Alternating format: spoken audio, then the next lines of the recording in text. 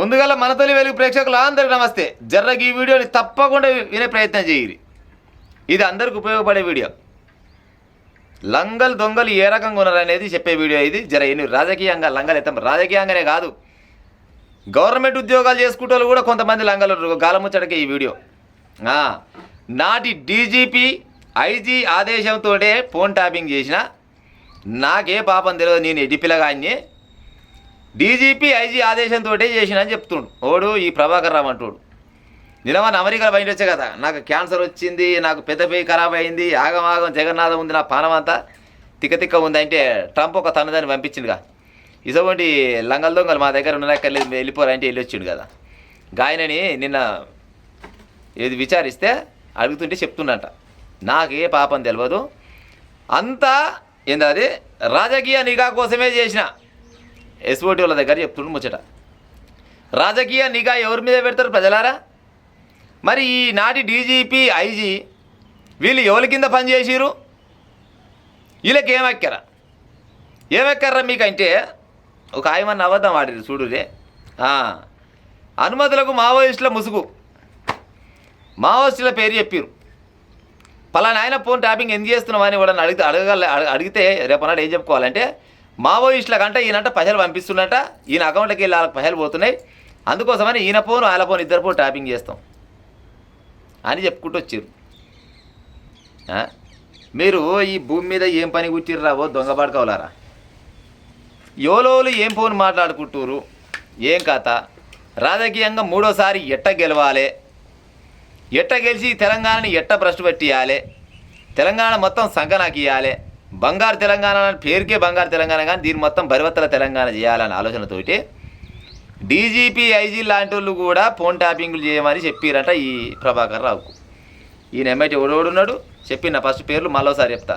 ప్రభాకర్ రావు, ప్రణీత్ రావు, రాధాకిషన్ రావు, భుజంగరావు, తిరుపతి అన్న, లొటపీస్ అన్న, మాస్పత్రి అన్న, వీళ్ళంతా ఒక 30 మంది దాకా ఉంటారు. అంతా ఎలుమోలేనంటే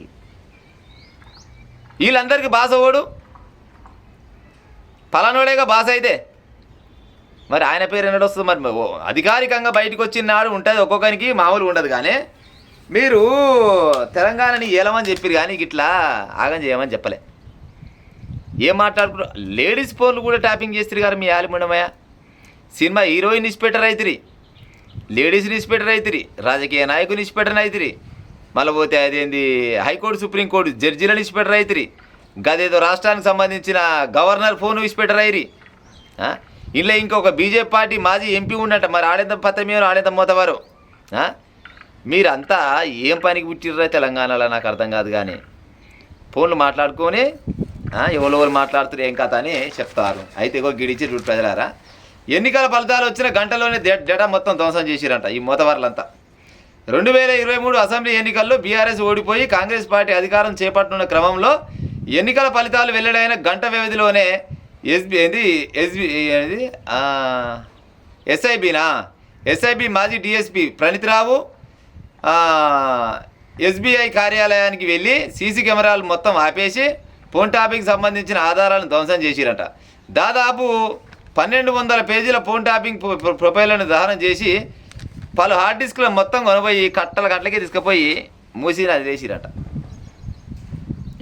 జరంత ఇంగ్లీష్లో అక్కడక్కడ తడబడి కావచ్చు, ఎందుకంటే నాకు మీకు ఎరికే, నేనైతే పెద్ద చదువుకోలేదు. కానీ గంట వ్యవధిలోనే ఇది మొత్తం కొనబోయి ఏడుకాడికి కొనబోయి ఆ ముసిలో వేసి వచ్చిరంటే మీరు ఏం చేద్దామనుకుంటున్నారా? మిమ్మల్ని వెనకేసుకొచ్చే బాడు కావాలి జర్నాల సిగ్గున్న ఆదరా ఓ సన్నాసులారా.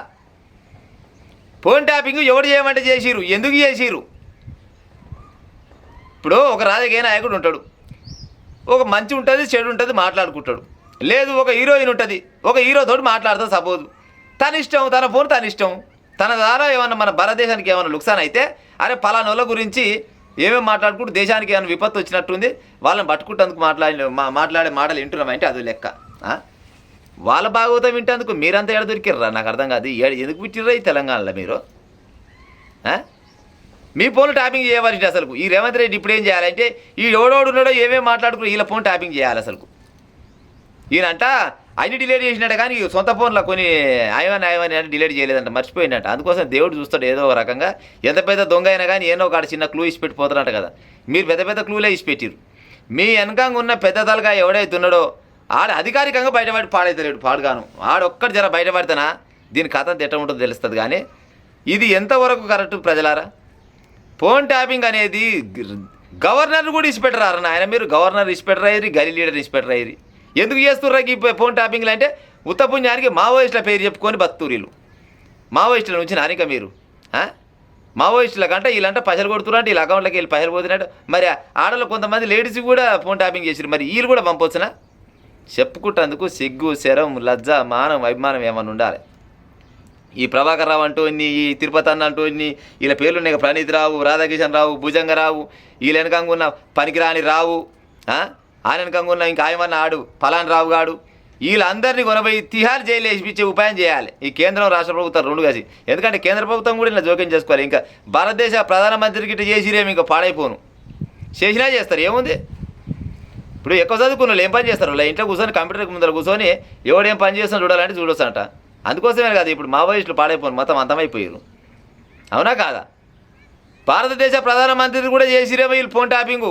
నరేంద్ర మోడీ గారు మీరు కూడా చెక్ చేసుకోరు ఒకసారి. పాడైపోను ఈ లంగలు దొంగలు ఎక్కువైపోయారు. మా తెలంగాణలో కొంతమంది అందరలేదు. కానీ జర వీళ్ళందరినీ కొనవే ఆ తిహార్ జైలు వేసే ఉపాయం చేయరు ప్రజలారా. జర బమ్మగారు నేనేమన్నా తప్పు మాట్లాడితే మాత్రం మన్నించూరి.